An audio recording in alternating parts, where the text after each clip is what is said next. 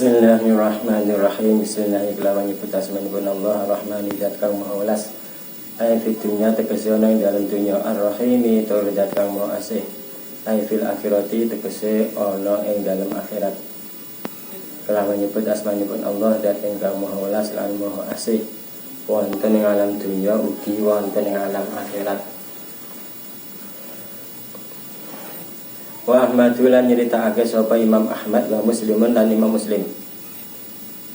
Riwayataken idza sami'tum tatkalane krungu sira kabeh al muadzina ing wong kang adzan faqulu mongko ngucap sira kabeh mislama ing umpamane barang yaqulu kang ngucap sapa muadzin ing ma sumasallu mongko nuli maca selawat sira kabeh alaiya ing atase ingsun. Fa inna mongko setune kelakuan man sapa wonge salat kang maca selawat sapa man alaiya ing atase ingsun salatan kelawan sak selawat salat mongko paring rahmat sapa Allah alaihi ing atase man dia sebab wacan sak selawat mau Allah paring ngasron ing 10 rahmat. Sumasalu mongko nuli nyuwuna sira kabeh Allah ing Gusti Allah li marang ingsun al wasilata ing wasilah. Fa inna mongko setuhune wasilah iku mangzilatun siji pangkat siji derajat fil jannati kang ana ing dalem swarga. La tambangi kang ora sayogja apa mangzilah kang ora prayoga apa mangzilah illa lingabdin kejaba keduwe kawula min ibadillahi kang tetep saking pira-pira kawulane Allah. Wa arju lan ngarepake ingsun an akuna ing yen ana sapa ingsun ana ya ingsun iku wa kelebu saking ngabet utawa kawula min ibadillah. Faman mongko sapa wonge saala kang njaluk sapa man li marang ingsun alwasilata ing wasilah halat mongko tumurun ngalih ing atase man apa syafaat. Imam Ahmad dan Imam Muslim meriwayatkan dalam satu hadis yaitu idza sami'tumul muadzina, ketika kamu semua mendengar muadzin sedang mengumandangkan adzan, faqulu mislama yaqulu, maka ucapkan sebagaimana apa yang diucapkan oleh muadzin. Setelah itu summa shollu alayya, kemudian bacalah sholawat untukku. Karena sesungguhnya barang siapa yang membaca sholawat 1 kali, maka Allah akan menganugerahkan maupun memberikan 10 rahmat baginya. Summa salullaha liyal wasilah, kemudian mintalah kepada Allah supaya aku dijadikan wasilah untuknya. Fa innaha mangzilatun fil jannah, karena yang namanya wasilah ini adalah satu kedudukan di surga. La tambaghi illa lingabdin bin ibadillah, yang mana mangzilah atau tempat atau kedudukan ini, kedudukan di surga ini tidak pantas kecuali untuk hamba Allah dari hamba-hamba Allah yang baik tentunya. Wa arju an akuna ana huwa, dan di sini saya mengharapkan supaya saya itu termasuk dari golongan hamba-hamba Allah tersebut yang menjadi wasilah atau mempunyai kedudukan di surga. Faman sa'ala liyal wasilah, maka barang siapa yang menjadikanku sebagai wasilah khalat ngalihi syafa'atu, maka ketika dia meminta syafaat, maka syafaat tersebut atau pertolongan tersebut akan dia dapatkan. Ini adalah satu hadis yang meriwayatkan tentang ketika kita mendengar muadzin mengumandangkan adzan, supaya kita membaca bagaimana apa yang dibaca oleh muadzin tersebut. Kemudian kita membaca sholawat untuk Nabi Muhammad SAW. Karena barang siapa yang membaca sholawat 1 kali untuk Rasulullah SAW, maka Allah akan memberikannya 10 rahmat, 10 kebaikan. Dan supaya kita menjadikan Rasulullah SAW ini sebagai wasilah, karena wasilah itu termasuk satu kedudukan, satu tempat yang ada di surga. dan tidaklah menempati kedudukan ini kecuali hamba-hamba Allah yang baik-baik. Dan Rasulullah Shallallahu Alaihi Wasallam di sini andap asor, dan aku, sabda beliau, dan aku ingin menjadi dari hamba-hamba Allah yang menjadi wasilah atau mempunyai kedudukan di surga tersebut. Maka barang siapa yang menjadikanku wasilah, maka baginya akan memperoleh syafaat. Waruwiyalan dan riwayatake man sapa wonge takallama kang guneman sapa man fi waqtil adani ing dalem nalikane wektune adzan.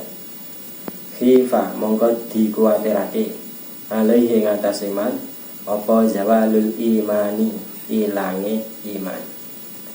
Dalam satu riwayat dikatakan bahwasannya barang siapa yang berbicara maupun mengobrol ketika waktu adzan, maka dikhawatirkan baginya akan hilang imannya atau hilang keimanannya. Karena tentu saja ini sudah bertolak belakang dengan apa yang disabdakan Rasulullah, sebagaimana yang diriwayatkan oleh Imam Ahmad dan Imam Muslim.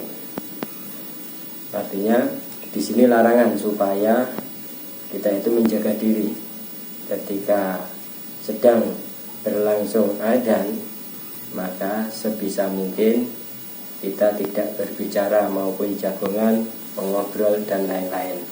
Karena barang siapa yang berbicara maupun mengobrol ketika berlangsung adzan, maka dikhawatirkan dia akan hilang imannya. Alhamdulillah ini dari wal irtida'u lan sunat gawe selendang, wa ta'ammumu lan serbanan, wal istiyaku lan siwakan, indal qiyami ing dalem nalikane ngadeg ila sholati marang salat. Dan termasuk kesunatan yang harus kita lakukan, yang harus kita kerjakan sebelum kita melakukan sholat, yaitu irtida. Irtida itu nganggo selendang, hanya seperti ini. Nah, contoh wartida yaitu memakai selendang, wata'amum dan memakai serban atau penutup kepala, baju boleh, wal istiyaku dan melakukan siwakan, indal qiyami ila sholati ketika mau melakukan sholat. Dan termasuk sunat-sunat yang harus dilakukan ketika seseorang mau melakukan sholat, yaitu menggunakan selendang seperti ini, wata'amumu dan menggunakan tutup kepala maupun serban seperti ini, wal istiyaku begitu juga disunatkan sebelum melakukan sholat melakukan siwakan. Lima krono ono hadis rawa ingkang sampun riwayataken ing hadis sinten Asy-Syaikhoni Imam Bukhari dan Imam Muslim lan Imam Muslim.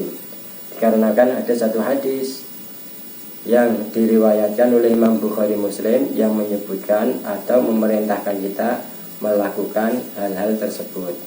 Di antaranya yaitu la yusolliyanna, ora ojo salat temenanan sapa ahadukum salah siji ira kabeh, fitaubi ing dalem penganggo al-wahidi kang siji, laisa kang ora ana iku ngalangati bihi tetep ing atase pundake ahad minhu saking taub apa syai'un suwi-wiji. Dan di sini menyebutkan bahwasannya janganlah seseorang di antara kamu melakukan sholat dengan menggunakan pakaian yang satu yang tidak ada sesuatunya di pakaian tersebut. Artinya selendang seperti ini, selendang maupun apa inilah istilahnya. Ini bisa dijadikan seperti ini. Nah, seperti ini, maupun memakai sajadah juga bisa. Tidaklah melakukan sholat salah satu di antara kamu dengan memakai pakaian yang satu, yang mana di dalam pakaian itu tidak ada sesuatunya, artinya selendang, sesuatu yang disampirkan. Wa Ibnu Asakir lan nyeritakake ngriwayatake sapa Imam Ibnu Asakir. Riwayatipun nyebataken sholatu tatawwu'in utawi sholat sunat, au faridatin utawa sholat fardu, bimimamatin kelawan nganggo serban iku tak dilu bandingi apa salat sunat utawa salat fardhu mau sing nganggo serban mau khamsan ing 5 wa isrina lan 20 apane salatan salate bila ngimamatin kelawan tanpa serban wa jumatun utawi salat Jumat siji bingimamatin kelawan serbanan sholat Jumat yang dilakukan dengan kita memakai serban iku dilu bandingi apa Jumat sholat Jumat siji niku wau yang kita lakukan dengan kita memakai serban bandingi sab'ina Jumatan ing 70 apane Jumatan jumuai bila ngimamatin kelawan tanpa serban. Dan tersebutkan dalam satu hadis yang diriwayatkan oleh Imam Ibnu Asakir melakukan sholat sunat 1 maupun sholat fardu 1 dengan memakai serban itu sebanding dengan 25 sholat fardu maupun sholat sunat bila imamatin yang tidak memakai serban. Begitu juga sholat Jumat 1 yang dilakukan dengan memakai serban itu sebanding dengan 70 sholat Jumat yang dilakukan tanpa memakai serban. Artinya di sini memang menitik beratkan supaya kita mengenakan serban tangamum, serban tutup kepala. Kalau di Indonesia ya seperti ini. Nanti kalau di daerah tertentu mungkin belangkon dan lain-lain. Jadi tidak harus udeng-udeng sebagaimana bangsa Arab. Kita itu sudah mempunyai budaya sendiri. Karena di sini adalah keilmuannya, bukan adatnya. Adat berpakaian bukan, tetapi di sini adalah merujuk pada keilmuannya, yaitu ketika melakukan sholat disunatkan tangamum, irtidak wa tangamum, menggunakan selendang sesuatu yang disampirkan di bahu maupun menggunakan serban tutup kepala tangamum. Wasyaikhoni lan riwayataken sinten Imam Bukhari lan Imam Muslim. Riwayatipun nyebataken laula an asuka lamuno ora ngrekasake ingsun ala ummati ing atase umat ingsun la amartuhum mongko yekti perintah sapa ingsun ing umat perintah bisiwaki kelawan siwakan inda kulli sholatin ing dalem nalikane saben-saben nglakoni sholat. Dan untuk kesunatan siwakan ini sebelum melakukan sholat, begitu juga ada hadis yang diriwayatkan oleh Imam Bukhari dan Imam Muslim, yaitu yang menyebutkan jikalau aku tidak membebani umatku, sungguh-sungguh aku akan memerintahkan umatku untuk melakukan siwakan di setiap mau melakukan sholat. Wa Ibnu Zanjawih lan ngriwayataken sinten Ibnu Zanjawih. Wa sahhahu lan nganggep sahih ing hadis sapa Al-Hakimu Imam Al-Hakim. Salatun utawi salat siji bisiwaki kelawan nganggo siwakan sadurunge kelawan sartane siwakan iku afdhalu luwih utama min sab'ina katimbang saking 70 apane salatan salate bi ghairi siwakin kelawan tanpa siwakan.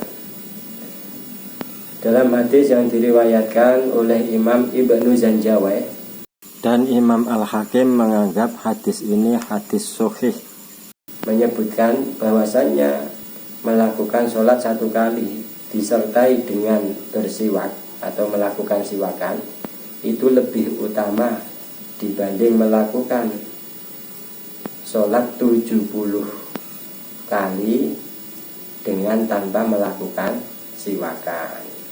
Artinya di sini memang anjuran sekali supaya kita melakukan siwakan sebelum melakukan sholat. Adapun untuk siwakan nanti bisa kita baca dalam kitab-kitab fikih sebagaimana di dalam kitab Kifayatul Akhyar maupun kitab Minanatul Thalibin dan lain-lain. Nanti di sana tersebutkan siwak itu yang digunakan harus bagaimana dan lain-lain. Untuk keterangan lebih lanjut bisa kita baca lagi di dalam kitab-kitab fikih bab siwakan. Qala dawuh sapa Imam An-Nawawi, Imam Nawawi fil Majmu'i ing dalam kitab Majmu'. Adapun Imam Nawawi mengatakan di dalam kitab Majmu', apa yang dikatakan yusannu disunatake apa ayaja'ala yen ton dadekake sapa wong fi ngatibihi ing dalem pundhake wong dadekake tauban ing dodot utawa kain. Failan yajidhu mongko lamun ora nemu sapa wong ing taub utawa kain, janganlah mongko dadekake sapa wong habelan ing tali utawa tampar alahi ing atase ngatib pundhake.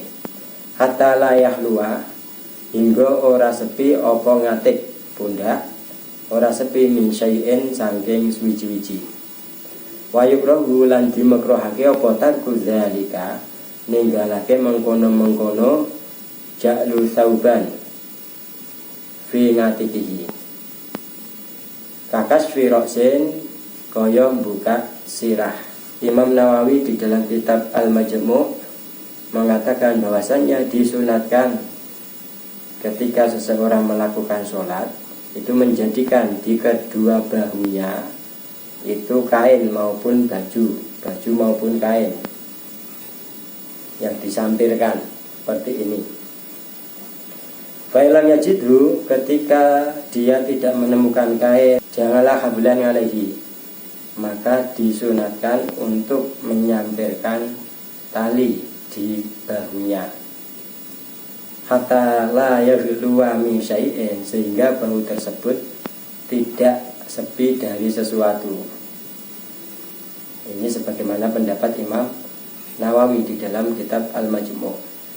Bahkan beliau mengatakan wa yukrahu tarku dzalika kakasfi ra'sin, meninggalkan menjadikan sesuatu yang tersampirkan di pundak, ini hukumnya makruh, sebagaimana kemakruhannya ketika orang melakukan sholat tanpa menggunakan tayamum atau tanpa menggunakan tutup kepala. Jadi kesunatan-kesunatan di dalam sholat itu sangat banyak.